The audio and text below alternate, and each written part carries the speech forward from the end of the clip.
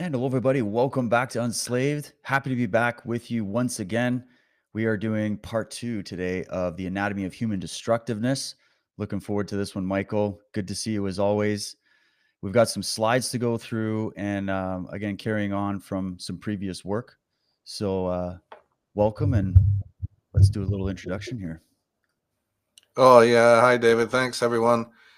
Yeah, this has a bit to do with members, actually. Lots of requests to carry on the series we did last year, starting in May, I think it was, with Understanding Modern Art. And we plowed through that series, lasting all right into the fall, actually, when we did part one of this one. So it's a carry on of that.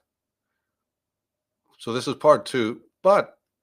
Oh, and I really recommend people stop this video and go back and watch Anatomy of Human Destructiveness Part 1, just to get the insight that it deserves, But also, even if you missed it, and we'll put the links below so it's easy, but people should go back and watch the entire series, starting with Understanding Modern Art, because that focused in on this second Copernican revolution.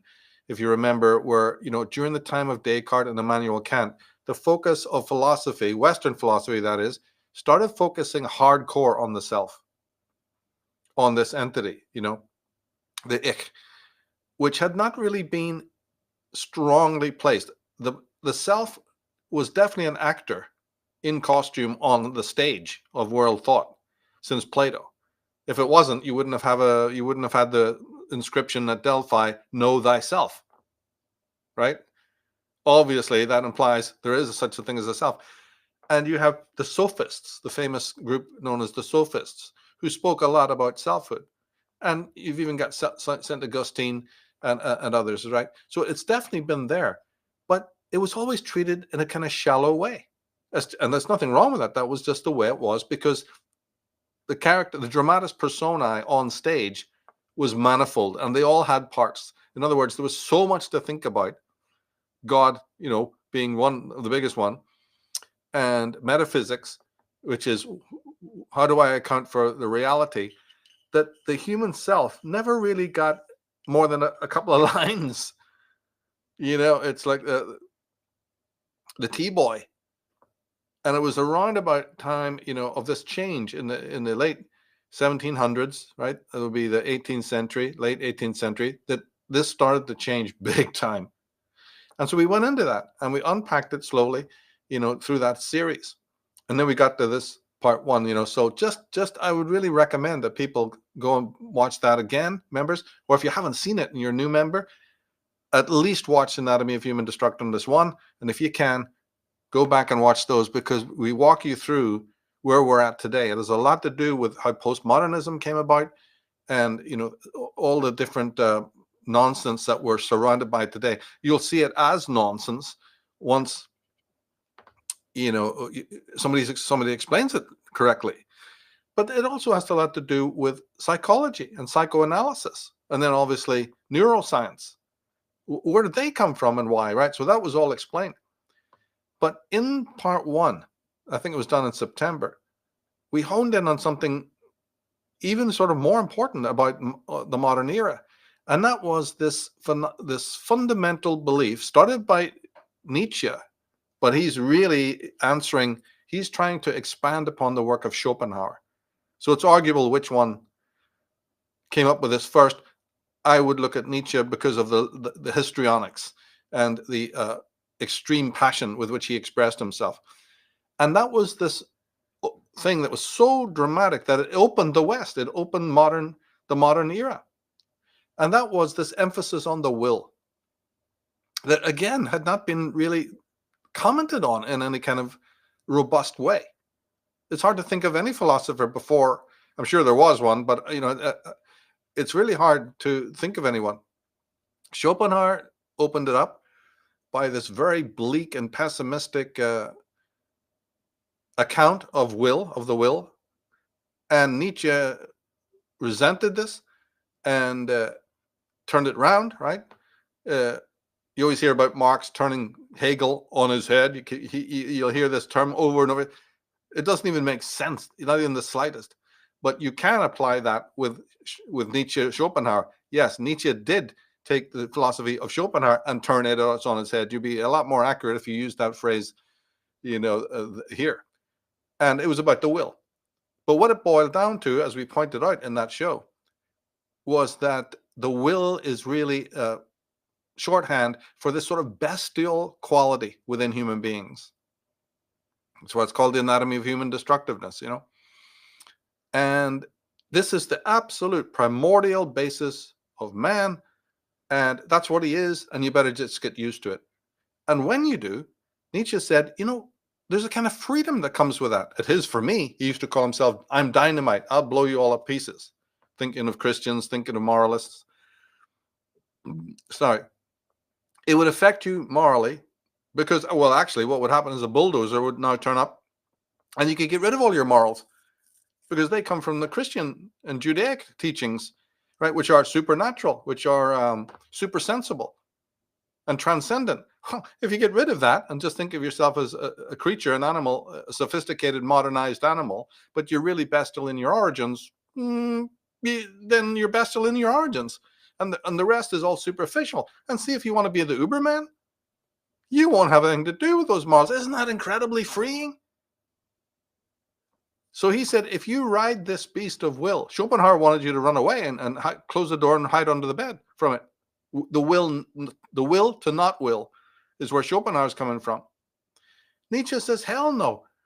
I want you to ride that stallion, that mad thing, and get bruised and get a few broken bones. It's worth it because you will be able to throw off these trappings of the reason, right? He was against the rationalists. You won't need any of that. There's no such thing. Reason is just in the service of the desires and the will. And you'll be able to get rid of all religion and all morality. Don't you people want to be free? And that was Nietzsche in a nutshell. Now, of course, the man went mad himself. So a lot of anti-Nietzscheans go, probably not going to work for me because the guy went barking mad. Whether that's connected to his philosophy or not, I don't know. Well, my feeling is that it actually is, but that's a whole separate argument, right? Because if you embrace this type of philosophy that he had, yeah, it's not, doesn't mean every crazy person is crazy because they had a weird philosophy. But in Nietzsche's case, the man was so intelligent that you have to think that he broke under the strain of this passion, let's say, right? But that's a subject we don't need to deal with. And then you get Sigmund Freud, who cannot be understood unless you understand Nietzsche's philosophy and Schopenhauer, hugely influenced by both of them. Some people say a bit more by Schopenhauer. Other people say, no, it's Nietzsche, and also this includes Carl Jung. Carl Jung was massively influenced by Nietzsche. But the Schopenhauerian effects can be seen in Freud. So to understand Freud, you need to understand both of them. And he was sort of weighing up which one of these two guys was the one to really listen to. Was it Schopenhauer's account of the will being an evil thing? And this shows up in what Freud had called the death instinct, thanatos. Toward the end of his life, he started to work out a thing, a sort of an interesting contrarian, by the way. And in a couple of the follow-up podcasts we're going to do, that'll come up again. But for him, it was eros and thanatos. Life instinct, death instinct. And that's definitely an echo of Schopenhauer. But what did he do? He wholesale accepted the Nietzschean principle that man is bestial in his origins. And we can link up also to the moral universe, premium, and to the age of Dionysus, if we can. The moral universe and age of Dionysus would be really a deep dive into that. But Freud is picking this up from these philosophers and say, yeah, that works for me. Man is just a sophisticated beast. But as we saw in program 1, then the will to power joined up with the will of others. There's cooperation. And we explained all that reasons why that happens. And this then leads to culture, leads to acculturation, and leads to civilizations. But Freud said always that these are temporary because it is the will to power, destructiveness, aggression, and violence that is the absolute root of the will, right? anything you build out of the will suffice for a while. That was its point, right? That it would suffice for a while. But then this instinct, these bestial drives, would start to emerge again to threaten. And he summed this up, in his book, Civilization and Its Discontents, which is a great title in that sense, because it shows you, yeah, we're civilized, but we're discontented. And so just from part one, what we went into, you can see something very strange about today's world and what's happening in the streets. You really can. It's uncanny. And of course, one could do a deep Freudian dive into not just recent history, but all the way back through time. The conflicts, the violence, the wars, the gangs, the splinter sects, all the different cliques and cults and sects and penchant for violence, homicides, suicides, all of it. So even by Freud's day, he had no problem accepting this Nietzschean model. And he wasn't religious. He said, yeah, I parked that. I'll talk about it, but I'm not religious. And as for the reason, he's the guy who shot the biggest cannon hole through the rationalists. Nietzsche did a good job, but Freud finished it off by showing that you are not a rational being. The whole edifice came crashing down of rationalism, which had been going for long before the 1700s, way back, right? Or even somebody could argue from the time of Aristotle and even Plato, reason is our go-to. It's going to help explain. And nobody had ever really challenged that before. And now Freud, through his work, the big guns come out. The focus is on the self and the focus is on the ego. But the ego is only the tiniest part. The reason is only the tiniest part of consciousness, most of which is in the dark. And it's where these instincts rule. And so reason be damned. It's there, but it's certainly not what man is in his origin. This is what we're talking about when we talk about the modern age. And it set the table. So we left it there. Talked a little bit about Viktor Frankl, and hopefully you could, at the end of this, you can remind me again to bring in Frankl. Sure. Just in case. But what we want to do is pick that up. Members had asked to carry on that episode, and I thought, well, this will be the place to start. Because there is one philosopher who really helps us with this. But first, you've got to realize that this is now the embedded thought of the modern. What we just explained is accepted by almost all moderns. Only the Christians and very few others, religious types, won't accept this, right?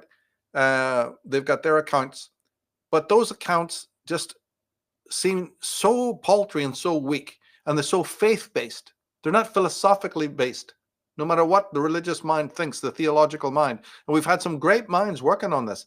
It just hasn't sold the human race. We've bought the Nietzschean pattern, we've bought the Freudian pattern, and it still sticks, even though you've got great minds, that have sort of refuted it. But Martin Heidegger, the German philosopher, who some people think of as postmodern, other people more generously think, no, he's just one of the moderns. He came after these guys we're talking about, Kierkegaard, Schopenhauer, Nietzsche. They started it, and then Heidegger's in that tradition. Sort of connected with existentialism, although he backed away from that for reasons a little bit we couldn't stop to explain. And he thought of himself more as an ontologist. But he came along, and in his philosophy, he is the one who gives a robust philosophical account of why that's not the case. Why Nietzsche was wrong and Freud is wrong. And yet the whole wide world hasn't bothered. Here we are laboring under this idea. People whole life long, they throw out all these other